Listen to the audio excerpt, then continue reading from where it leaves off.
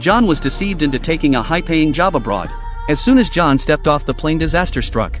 All the shops around him were closing down and violent thugs armed with weapons were closing in. On the other side, a large group of special forces appeared. Just when John was paralyzed with confusion, the thugs launched the first attack, quickly overpowering the special forces. John had no choice but to desperately run toward his hotel. But on the way, thugs kept popping up.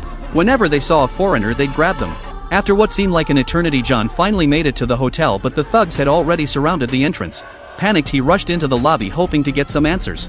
The hotel staff were desperately trying to fend off the attackers outside. Just as John reached the second floor, the thugs broke down the door and rushed in. The next thing he heard was gunfire. The thugs began shooting anyone in sight indiscriminately. Back in his room, John tried to explain the situation to his wife. He quickly made up his mind to get to the rooftop. Taking his family, he rushed out of the room. During the escape, his youngest daughter dropped a toy, and the sound of her screaming drew the attention of the thugs. Luckily, their aim was off and John managed to avoid being caught. Soon they made it to the rooftop. Seeing so many other survivors gathered there, John finally felt a small sense of relief. But to stay alive, he knew they needed to act fast. He decided that his wife should jump to the building next door. Terrified, she gathered all her courage and made the leap, successfully landing on the other side. Then John picked up his youngest daughter and comforted her. With a deep breath, he threw her across to his wife, who caught her. After that, John followed, making the jump himself. Just as he landed, the thugs spotted him. But instead of chasing after him, they pulled out a poster. It was a picture of John from his job at the factory. Before long, the thugs came after them again. John quickly grabbed a dead body to block the entrance, and his wife covered their daughter's eyes. Moments later, everyone outside was killed. One thug approached the wreckage.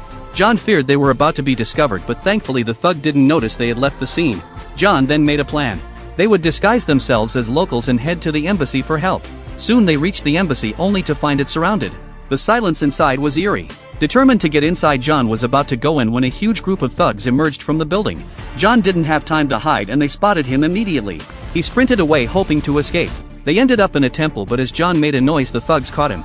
Just then a man was brought out and forced to the ground.